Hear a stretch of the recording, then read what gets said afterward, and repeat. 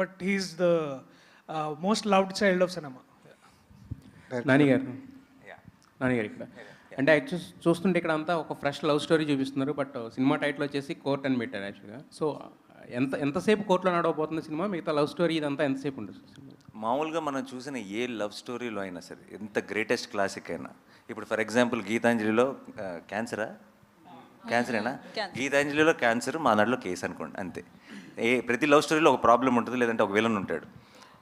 మాకు ఆ టైంని మేము కోర్టులో గడుపుతాం అంతే. But so it's a love story, but it's a beautiful love story, but with a great idea, great message and extremely gripping drama and mind blowing performances.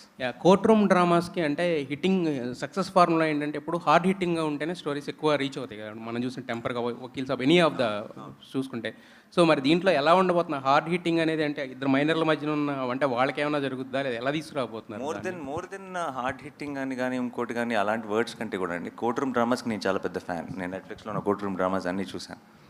Courtroom dramas మనకి ఎప్పుడు నచ్చుతాయి అంటే, కేసులో ఉన్న డెప్త్ మనకు అర్థమైనప్పుడు, మనకు అర్థమయ్యి ఆ ప్రొసీడింగ్స్ చాలా గ్రిప్పింగ్గా రాసుకున్నప్పుడు మనం కూడా ఇన్వాల్వ్ అవుతాం. మన ఒపీనియన్ కూడా ప్లే అవటం మొదలెడుతుంది. ఇది తప్పు, ఇది కరెక్ట్ అని మనం కూడా మన ఒపీనియన్తో చూడటం మొదలెడతాం. అది ఎప్పుడు చూడటం మొదలెడతాం అంటే, కేసు తాలూకు డీటెయిల్స్ అన్నీ మనకు ఫుల్గా తెలిసినప్పుడు. మనకి పైన తెలిసింది అనుకోండి, వాళ్ళు ఏం మాట్లాడుకుంటున్నారు, ఏం జడ్జ్మెంట్ వచ్చింది అనుకుంటాం. కానీ మనకి లోతుగా తెలిసినప్పుడు దాని మీద మనకు ఒక ఒపీనియన్ ఏర్పడుతుంది. ఆ ఒపీనియన్తో మనం క్యారెక్టర్స్ కోసం రూట్ చేయడం మొదలెడతాం.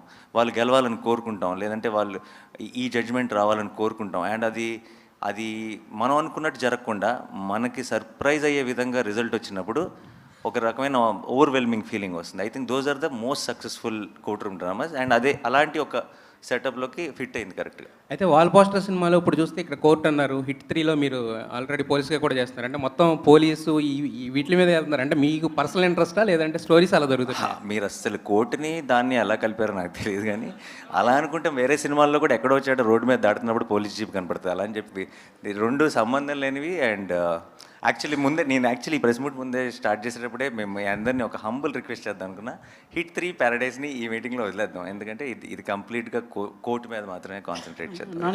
నానిగారు ఈ సినిమా ద్వారా 2 మంచి విషయాలు